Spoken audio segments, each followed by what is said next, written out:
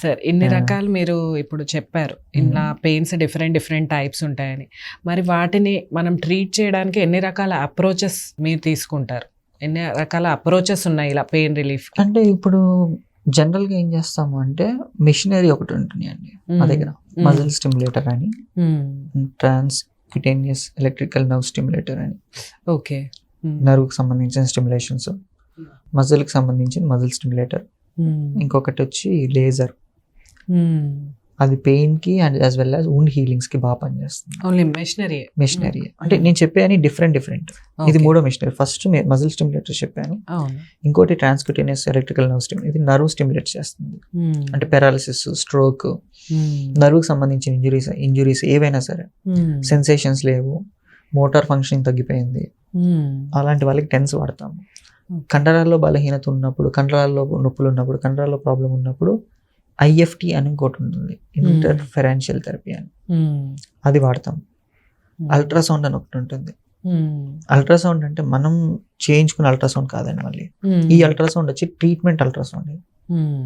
అది diagnostic ultrasound. Diagnostic ultrasound వేరు, treatment ultrasound వేరు. ఫిజియోథెరపీలో ఉండేది ట్రీట్మెంట్ అల్ట్రాసౌండ్. ఓకే. డయాగ్నోసిస్ లో కూడా అందుకే. సో చాలా మంది ఏమనుకుంటారు అంటే, ఎవరైనా డాక్టర్ పెయిన్ అనగానే వాళ్ళకి తెలుసు కదా, ఐడియా ఉంటుంది ఈ మెషిన్ పెడతారని. ఫిజియోథెరపీలో అల్ట్రాసౌండ్ చేయించుకుని రాసేస్తారు వాళ్ళు. వీళ్ళు ఏమనుకుంటారు అంటే ఫిజియోథెరపీలో ఏం అల్ట్రాసౌండ్ ఉంటుందని క్వశ్చన్ మార్క్ ఉంటుంది వీళ్ళకి, తెలియని వాళ్ళకి. అసలు అల్ట్రాసౌండ్ ఎందుకు రాశారు అని అనుకుంటారు. సో ఈ మెషినరీ ఒక్కొక్క దానికి ఒక్కొక్క ఇంపార్టెన్స్ ఉందండి. Ultrasound is the safest machinery in the physiotherapy. Safest అంటే సేఫెస్ట్ మెషినరీ.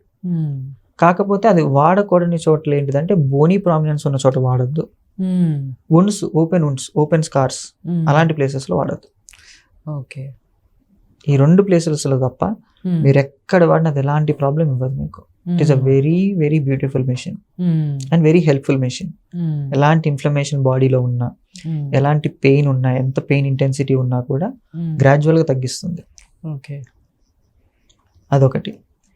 SWD అని ఉంది, షాక్ వేవ్ థెరపీ అని ఉన్నాయి. షాక్ వేవ్ థెరపీ అని ఉన్నాయి. ఇట్లా అంటే కొన్ని నెంబర్స్ ఉంటాయి. ఇవి ఇంపార్టెంట్. ఇప్పుడు నేను చెప్పేది ఇంపార్టెంట్, ఎక్కువ వాడేది ఇవే. మనము ఒక బేసిక్ ఫిజియోథెరపీ క్లినిక్ వెళ్ళినా కూడా ఉండాల్సిన మిషనరీస్ బేసిక్ అంటే బేసిక్. అంటే కొంతమంది ఎఫోర్డ్ చేయలేని వారు పెట్టరు లేజర్ అలాంటివి. కొంచెం laser, shock wave therapy costly. మిగిలినవన్నీ అఫోర్డబుల్. 40,000 50,000 ఉంటుంది ఒక్కొక్క machinery. So we can do that. ఇవి మిషనరీ పరంగా చూసుకుంటే. కమింగ్ టు ద ఇంకొక అప్రోచ్ వచ్చి మాన్యువల్ థెరపీ అండి, ఆర్ మ్యానిపులేషన్స్ మాట. అంటే ఒక జాయింట్ లో ప్రాబ్లం ఉన్నప్పుడు, లేదా ఒక మజిల్ యొక్క పుల్ అయినప్పుడు, మీకు ఇందాక చెప్పాను మజిల్ పుల్ అయితే అని అడిగారు. మజిల్ పుల్ అయినప్పుడు మాన్యువల్ గానే రిలీజ్ చేయాలి. మాన్యువల్ గా అంటే ఫిజికల్ గా మనం చేయడం.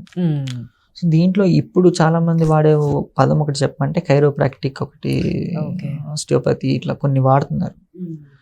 సో నేను అనేది ఏంటంటే ఫిజియోథెరపిస్ట్ స్పెసిఫిక్ గా వెళ్ళి కైరోప్రాక్టిక్ నేర్చుకోవాల్సిన అవసరం లేదు. మాన్యువల్ గా చేసే వాళ్ళే కైరోప్రాక్టర్. ఎవరైతే మాన్యువల్ గా చేస్తారో వాళ్ళే కైరోప్రాక్టర్. అండ్ అంటే I don't know about others, నేను MPT చదువుతున్నప్పుడు నా MPT సిలబస్ కాపీలో దానికోసం ఒక separate manual therapy school of thoughts అని ఉంటుందండి. ఒక పెద్ద టాపిక్ అది. దాంట్లో 5 to 6 స్కూల్స్ ఉంటాయి. అంటే ఏంటి, మాన్యువల్ థెరపీకి సంబంధించిన అన్ని టెక్నిక్లు వచ్చేస్తాయి దాంట్లో. నువ్వు MPTలో అంత చదివి ఆ టెక్నిక్స్ అన్ని నేర్చుకున్నాక మళ్ళీ దీనికి సెపరేట్ కోర్సులు చేయడం అవసరం అయితే లేదు నా దృష్టిలో. అన్లెస్ అంటిల్ కొంతమందికి ఉంటుంది ఏంటిది, కొత్త టెక్నిక్ ఏదైనా ఒక్కటన్నా నేర్చుకోమా, ఒక కొత్త పాయింట్ నేర్చుకుంటాం కదా స్పెషల్ గా, అలా ఉన్న వాళ్ళకి that is no problem. But నా ఉద్దేశం ఏంటిదంటే over the experience you will learn that also. అంటే మనకు ఉండాలి, ఆ జీల్ ఉండాలి, నువ్వు చెయ్యాలి జీల్ ఉంటే ఓవర్ ద పీరియడ్ నేర్చుకోవచ్చు.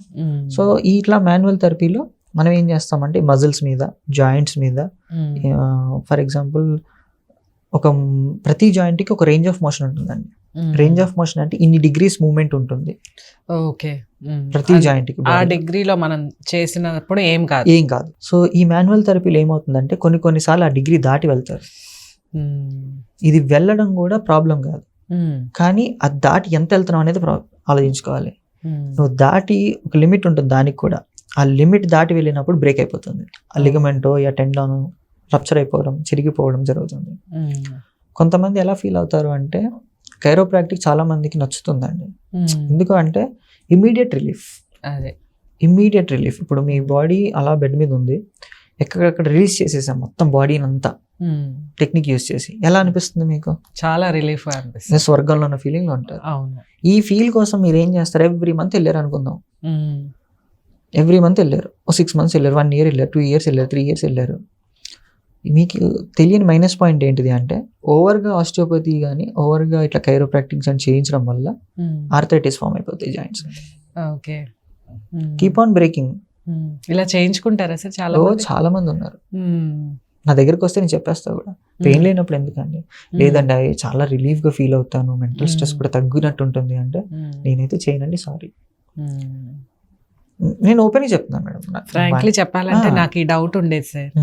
అంటే చాలా మంది మనకి సెలబ్రిటీస్ చూసుకుంటే వాళ్ళు జిమ్ చేస్తారు, ఎవ్రీడే డైట్ ఫాలో అవుతారు, ఇంత క్లియర్ గా చేస్తారు. నేను అనుకునేదాన్ని ఎందుకు ఫిజియోథెరపీ చేయించుకుంటే రిలీఫ్ గా ఉంటది కదా, ఎందుకు ఇవన్నీ జిమ్ మీద అంత ఇంత కష్టపడతారు. ఇంకోటి చెప్తాను, ఎనీ సెలబ్రిటీ తీసుకోండి, పెద్ద పెద్ద సెలబ్రిటీస్ కంపల్సరీ ఫిజియో గైడెన్స్ లోనే ఉంటారు. వాళ్ళు ఫిజికల్ ట్రైనర్ ఉంటారు, పెట్టుకుంటారు, జిమ్ ట్రైనర్ ఉంటారు, వాళ్ళకంటే ఒక పర్సనల్ ట్రైనర్ వెరీ ఎక్స్పీరియన్స్డ్ అన్ని ఉన్న వాళ్ళు ఉంటారు. స్టిల్ ఒక ఫిజియోథెరపిస్ట్ ఉంటారు. ఈ ఫిజియోథెరపిస్ట్ గైడ్ చేస్తారు ఎంత యాక్టివిటీ చేసుకోవాలి, ఎన్ని క్యాలరీస్ బర్న్ చేయాలి, ఎన్ని క్యాలరీస్ బర్న్ చేయకూడదు, మీరు ఏ యాక్టివిటీస్ వల్ల ఏ మజిల్ మీకు. అంతే కదా మేడం. ఇప్పుడు ఎగ్జాంపుల్ చెప్తాను మీకు, పుష్ప ఎగ్జాంపుల్ చెప్తాను. పుష్ప మూవీలో అల్లు అర్జున్ షోల్డర్ పైకి పెట్టుకుని ఉండేవాడు, దానికి ఫిజియో చేయించుకున్నాడు తను. అదే సర్జరీ కూడా ఏదో అయింది, అట్లా పెట్టి పెట్టి ఇలానే ఉండిపోయింది అని అన్నారు. అలాగా ఒకరు కాదు మేడం, కేటీఆర్ నుంచి కేసీఆర్ నుంచి మీరు పెద్ద పెద్ద పొలిటీషియన్, సీఎం పిఎం అవ్వనియండి, ఇప్పటి వరకు అందరూ కూడా ఫిజియోకి వెళ్ళిన వాళ్ళే. They know the value. కానీ ఎక్కడ అది it's not a public stunt కదా ప్రతి చోట చెప్పడానికి. సో నేను చెప్పదలుచుకునేది ఏంటంటే ప్రతి చోట రిక్వైర్మెంట్ ఉంటుంది, అవుతూనే ఉంది, వాళ్ళు రిలీఫ్ పొందుతున్నారు, they are very happy. Problem ఏంటిది అంటే ఆ అవేర్నెస్ పబ్లిక్ లోకి రానివ్వట్లేదు. Simple thing. ఇప్పుడు మీకు తగ్గింది మేడం, మీకు తగ్గిన తర్వాత మీరు మర్చిపోతారు, హ్యూమన్ నేచర్ అంతే కదా. ఇప్పుడు ఒక డాక్టర్ ఒక సర్జరీ చేస్తాడండి, సర్జరీ చేసిన తర్వాత సర్జరీ సక్సెస్ అయింది అనుకోండి, మళ్ళీ నొప్పి వచ్చేదాకా సర్జన్ గుర్తురాడు, according to me. Follow up కూడా చేసుకోరు సార్, సజెస్ట్ చేసినా కూడా ఫాలో అప్ కి కూడా రారు. ఎగ్జాంపుల్ చెప్తాను అంటే చాలా మంది ఉన్నారు అలాగా. కొంతమంది చాలా జెన్యున్ గా ఉంటారు, ఒక 1 week రండి అంటే 1 week వస్తారు, 1 month రమ్మంటే 1 month, అలాంటి వాళ్ళు కూడా ఉన్నారు. Most of the people neglect. మళ్ళీ అది ఏదైనా ప్రాబ్లం వచ్చినప్పుడు లేదా అది పెరిగి పెద్ద అయినప్పుడు మాత్రమే పరిగెట్టుకుంటూ వస్తారు. సో ఎప్పుడు కూడా ఒక సర్జన్ చెప్పినప్పుడు నెగ్లెక్ట్ చేయకూడదు. అలాగే ఒక సర్జన్ ఒక రిహాబ్ కి ప్రిఫర్ చేసినప్పుడు కూడా నెగ్లెక్ట్ చేయకూడదు. ఫిజియోథెరపీ ఉట్టిగా ఎవరు చెప్పరు నా దృష్టిలో, టైం వేస్ట్. ఎవరెవరికి చెప్తారు? If they are recommending you, ఖచ్చితంగా మీకు అక్కడ రిక్వైర్మెంట్ ఉంది, you have to do it. దానివల్ల ఎంత ఉపయోగం అనేది నీకు అయిన తర్వాతే తెలుస్తుంది. నేను చాలా మంది పేషెంట్స్ ఉన్నారు మేడం నా దగ్గరే, డాక్టర్స్ చెప్పి మరి పంపిస్తారు, బాబు నీకు కాళ్ళు కంప్లీట్గా ముడవట్లేదు కదా, నీకు ఒక 90 degrees మల్లుతుంది, 80 degrees మల్లుతుంది, ఇంకా దానికి మించి వెళ్ళట్లేదు కదా, ఒక ఫిజియోథెరపిస్ట్ దగ్గరికి వెళ్ళి ఒక 5-10 degrees పెరుగుతుందేమో అంటారు. 5-10ని నేను 120, 130 చేసిన కేసులు ఎక్కువ మేడం. అంటే ఇప్పుడు 90కి వస్తే చాలా అనుకున్నవి నేను 120, 125, 130 కూడా చేశాను. అంత మూమెంట్ ఇచ్చాను నేను. ఎందుకు ఇవ్వగలిగాను? డెడికేటెడ్ గా వచ్చి చేయించుకున్నారు కాబట్టి. ఇంకొకరు కూడా ఉన్నారు సేమ్ వేలో వచ్చి ఒక 1 week చేయించుకుని వెళ్ళిపోయిన వాళ్ళు కూడా ఉన్నారు నా దగ్గర. ఈ 1 week లో వాళ్ళకి ఏం కనబడుతుంది రిజల్ట్ మేడం? రిజల్ట్ రాదు, మళ్ళీ అదే పొజిషన్ లో ఉండడం వల్ల బ్యాడ్ నేమ్ ఎక్కడ వస్తుంది అంటే వీళ్ళు చెప్పడం ఏం చెప్తారు అంటే బయట సొసైటీకి, నేను ఫిజియోథెరపీ చేయించాను నాకు సరిగ్గా కాలేదు, అక్కడ చేయించాను అసలు ఏమీ కాలేదు, ఇది తప్పు. It's a wrong thing, it's a wrong statement కూడా. ఎన్ని రోజులు చేసావు? ఫస్ట్ క్వశ్చన్, ఎన్ని రోజులు చేసావు? సెకండ్ క్వశ్చన్, నువ్వెంత డెడికేటెడ్గా చేసావు? ఓకే, ఒక ఫిజియోథెరపిస్ట్ దగ్గరికి వెళ్ళి ఫిజియోథెరపిస్ట్ ఏం చేస్తాడు, నీకు మూమెంట్లన్నీ నేర్పిస్తాడు, మూమెంట్ ఫ్రీ చేస్తాడు, ఇంటికి వెళ్ళాక దాన్ని మెయింటైన్ చేయమని చెప్తాడు. నువ్వు మెయింటైన్ చేసావా లేదా అనేది కూడా ఇంపార్టెంటే కదా. చెయ్యకపోతే రిజల్ట్ ఉండదు. అలాగే సర్జరీ చేసిన సర్జన్ కూడా ఏం చెప్తారు, అమ్మ కాలు ఆడించండి, చేతులు ఆడించండి, వాకింగ్ చేయండి అని చెప్తారు. నేను సర్జరీ చేయించుకున్నాను, నేను ఏం ఆడించలేను, కదలేను, పడుకున్నారు అనుకుందాం, కాంప్లికేషన్స్ ఎవరికి వస్తాయి? పేషెంటే ఫేస్ చేయాలి. It's simple thing. కానీ హ్యూమన్ నేచర్ ఏంటిది అంటే వాడు యాక్సెప్ట్ చేయడు ఇవన్నీ. Human nature is like that. నేనైనా అంతే, మీరైనా అంతే, ఎవరైనా అంతే. అవును ఎక్స్క్యూజెస్ చూసుకుంటాం మోస్ట్లీ.